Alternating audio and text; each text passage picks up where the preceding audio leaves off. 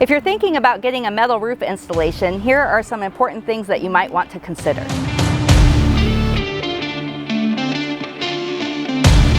So we get asked a lot about metal roof installation, and metal roofing is pretty amazing. It has pros and cons just like everything else, but the major first thing you need to know about a metal roof installation is that there's different types of metal. What is super trendy and popular right now is what is called standing seam, but when metal roofing first started, we used screw down metal roofing, and so that was panels. They all have different profiles.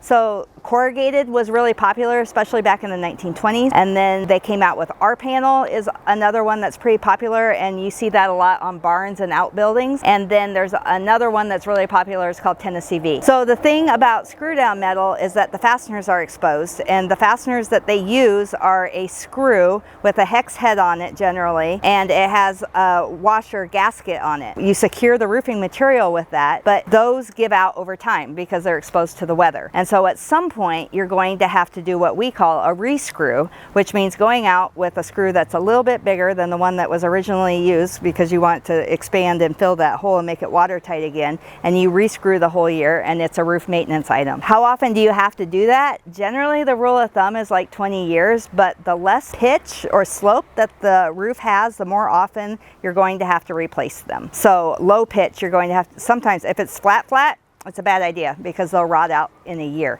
So that's something to keep in mind with the screw down metal roofing. It is usually less expensive, it can be, than standing seam. So standing seam is rolled out often on the job site, or it's pre-manufactured by the manufacturer and then delivered to the job site. You lay down a panel, you put fasteners in along it, and then the next panel comes and it covers that up so that the fasteners aren't exposed. So it's a very low maintenance roof system. Big things about metal roof, you want to know what gauge of metal you're getting. We usually like 24 gauge. 26 gauge is pretty good. It's kind of like golf. The lower the number, the better it is. 22 gauge is commercial grade, and you don't usually use that in homes. But some roofers install like 29 gauge, and that stuff is terrible. It's super thin, and if you walk on it, it wrinkles and it damages. So I would recommend 24 gauge on a residential home. 26 is okay. A big thing about metal roofing, it can be great, it can be terrible, and the installation is key. You want to have a good installer, because if they don't know what they're doing, and if they install it improperly, and the flashings and the edges aren't done properly, water will get under the roof and you'll have a big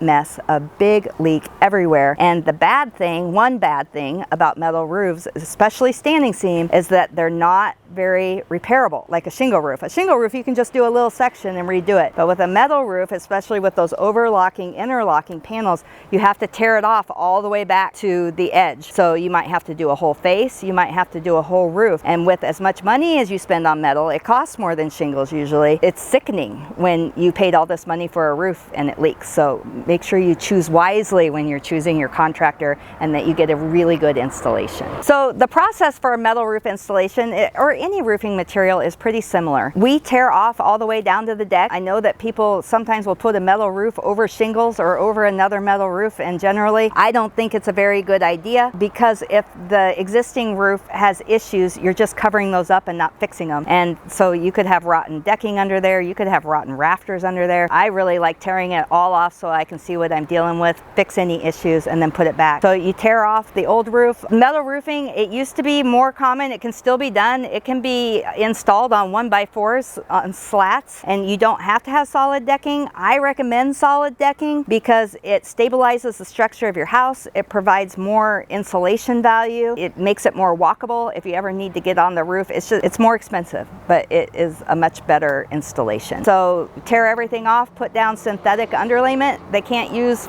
felt, which we don't use much in roofing anymore these days anyway, but it has a chemical reaction with the metal, so you have to make sure that you use synthetic. Generally want to use a high temperature synthetic, and then you do your edge metals just like with any other type of roofing. Go ahead and put down your drip edge, put down your valleys, put down your ice and water shield, and then install the metal roofing. You finish it by doing the hip and ridge, the cap. You want to make sure it's ventilated just like a shingle roof. All those things matter. And then clean up at the end of the day, and it usually takes a little bit longer than a shingle roof. Average house, a shingle roof we do in a day. I would say an average metal roof we do in 2 to 3 days. So if you have a really large home, it could take a week.